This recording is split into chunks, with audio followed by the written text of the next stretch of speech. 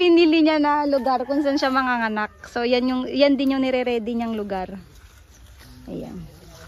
So yung isa naman natin na ng baboy natin na manganganak na rin, na naggaganito po, nagsasarili po ng kuha ng mga kailangan niya. So kaya po in special video ko siya. Kasi madalang na po tayo makakita ng mga ganitong alaga na may sariling pag-iisip. Ayan. So makikita niyo yung pagiging nanay niya, na pagiging nanay na baboy. Ayan.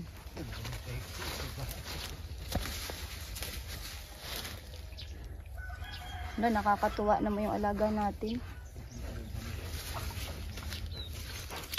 Layo-layo lang tayo para hindi siya mahirapan magkuha at maglabas. Ayan, ayan. Tingnan natin kung saan siya pupunta.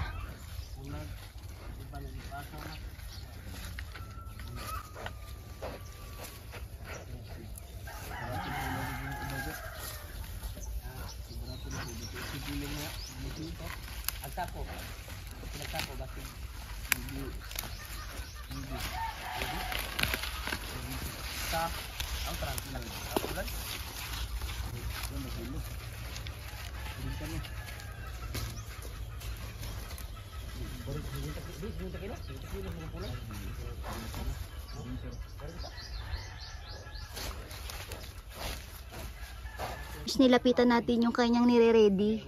So ayan, marami na pong damo. So matutuyo yan at magsisilbi pong higaan ng kanyang mga anak na ipapanganak ng baboy. Ayun, so ayun, nangunguha pa po yung nanay, yung inahin natin. Di pa po tapos mag-ready na kutsyon. Ayan, yun, nagpuputol. Ayan, nagpuputol siya. Ayun, nalalaki na nakukuha, oh. So enjoy lang kayo mga farmers sa panonood dito sa video ko. Marami-rami itong makuha ngayon. Ayan, malaking sanga. Ayan, ayan.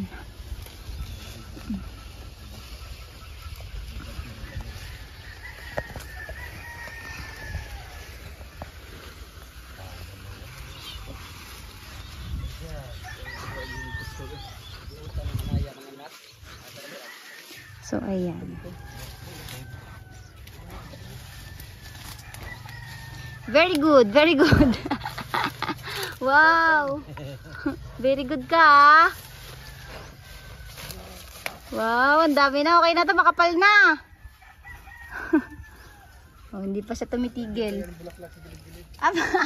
Maglagay para ng bulaklak sa gilid-gilid. Baka parang ano rin 'to, parang way of flavor niya. Para siguro way of flavor din niya 'to mga farmers, na kung sa tao man, pagka mga anak na, yung para bang nagle-labor, lakad-lakad. So, parang ganito rin siguro siya, para mabilis siya mga anak, hindi siya mahirapan. Ayan. So, para komportable daw yung mga anak niya na ipapanganak niya. So, hintayin nyo mga farmers itong inahin na ito. Pagtapos na po siya mga anak, i-vlog na.